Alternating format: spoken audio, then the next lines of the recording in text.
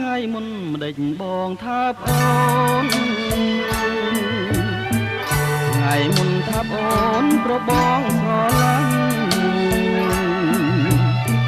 ថ្ងៃនេះម្ដេចបងលែងថាបទៅវិញលែងថាបទៅវិញមិនមែនអងស្រឡាញ់ទេនៅតែស្រឡាញ់អស់មួយជីវិតតែបងគួរចិត្តបន្តិចទេស្រី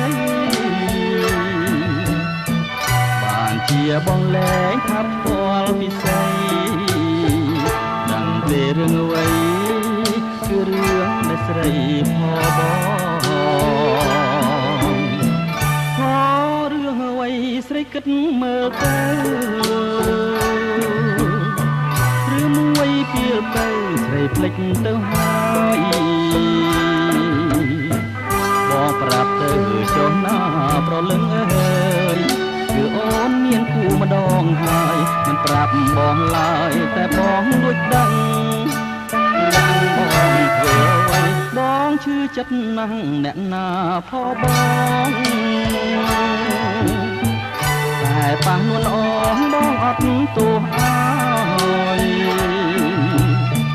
ត្រូវអូនប្រយ័ត្នថ្ងៃមុខថ្ងៃក្រោយ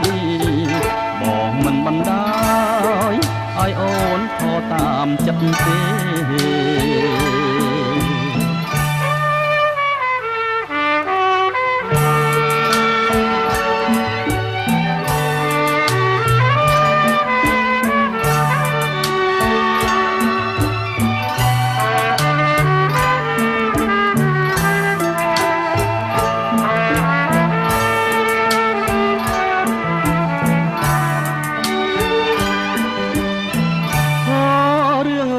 ស្រីគិតមើលទៅ